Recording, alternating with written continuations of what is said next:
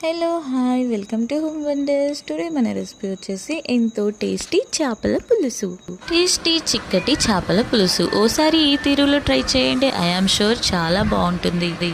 ముందుగా ఒక మిక్సీ గిన్నె తీసుకొని లవంగం, చెక్క, మిరియాలు, కొంచెం సోప్ వేసి ఇలా గ్రైండ్ చేసి పక్కన పెట్టుకోండి. ఫిష్ ముక్కలకి పట్టించడం వల్ల నీసు వాసన రాకుండా మంచి టేస్ట్ని ఇస్తుంది. వాష్ చేసిన చేప ముక్కల్ని తీసుకొని అందులో కొంచెం పసుపు, కారం, సాల్ట్, మనం గ్రైండ్ చేసుకున్న మసాలా కూడా వేసి ఇలా కలిపి పక్కన పెట్టుకోవాలి.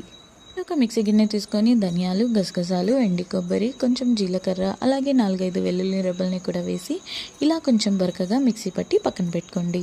100 గ్రాముల చింతపండుని నానబెట్టి పక్కన పెట్టుకోండి. అలాగే 2 పెద్ద టమాటో పేస్ట్ని కూడా చేసి పక్కన పెట్టుకోండి. ఆనియన్స్, పచ్చిమిర్చి పేస్ట్ చేసి పక్కన పెట్టుకోండి. కర్రీకి సరిపడా చేపల గిన్నెని తీసుకొని ఆయిల్ వేసి, ఆయిల్ హీట్ ఎక్కాక పచ్చిమిర్చి, ఆనియన్ పేస్ట్ వేసి, అలాగే కొంచెం కరివేపాకుని కూడా వేసి ఫ్రై చేసి, కొంచెం ఇలా ఫ్రై అయ్యాక కొంచెం అల్లం వెల్లుల్లి పేస్ట్ని కూడా వేసి ఇలా ఫ్రై చేసుకోండి. ఆనియన్స్, అల్లం వెల్లుల్లి పేస్ట్ బాగా ఫ్రై అయ్యి ఆయిల్ పైకి తేలే వరకు ఇలా కలుపుతూ ఫ్రై చేసుకోండి. ఇలా ఫ్రై అయ్యాక ముందుగా చేసి పెట్టుకున్న టమాటో ప్యూరీని కూడా వేసి ఆయిల్ పైకి తేలే వరకు కలుపుతూ ఫ్రై చేసుకోండి. ఇలా ఫ్రై అయ్యాక కొంచెం కాశ్మీరీ లాల్ మిర్చిని వేసి కలిపి ఫ్రై చేసుకోండి. ఇది పూర్తిగా ఆప్షనల్, ఉంటే వేసుకోండి. ఇలా ఫ్రై అయ్యాక ముందుగా గ్రైండ్ చేసి పెట్టుకున్న మసాలా పౌడర్ని కూడా వేసి కలుపుతూ ఫ్రై చేసుకోండి. ఇలా మసాలా ఈ స్టేజ్లో వేసి ఫ్రై చేయడం వల్ల కోకోనట్ ఆయిల్ కూడా వచ్చి మంచి ఫ్లేవర్ వస్తుంది. అడుగంటకుండా మీడియం ఫ్లేమ్లో పెట్టి ఇలా ఆయిల్ మొత్తం పైకి తేలే వరకు ఫ్రై చేసుకోండి.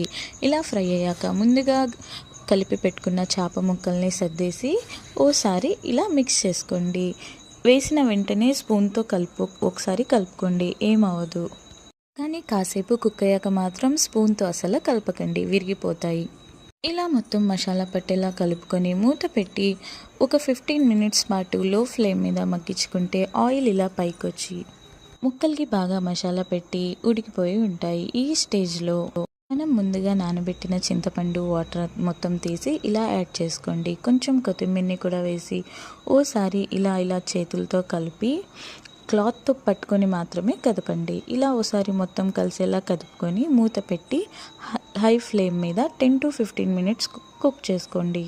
15 మినిట్స్ తర్వాత పులుసు ఇలా చక్కబడుతుంది. ముక్కలకి టచ్ అవ్వకుండా స్పూన్తో ఓసారి మధ్యలో కలుపుకొని పైనుండి కొంచెం కొత్తిమీరని కూడా యాడ్ చేసి టేస్టీ చేపల పులుసుని ఎంజాయ్ చేయండి. ఓ బౌల్లో సర్వ్ చేసుకొని వేడి వేడి అన్నంలో వేసుకొని తింటే ఎంత టేస్టీగా ఉంటుందో. ఏంటి, నచ్చిందా? మీరు కూడా ట్రై చేస్తారా? మరెందుకు ఆలస్యం, ఈ సండేకి ట్రై చేసి అదరగొట్టేయండి. మరి అలాగే ఎలా వచ్చిందో కామెంట్ బాక్స్లో కామెంట్ చేయండి. Please like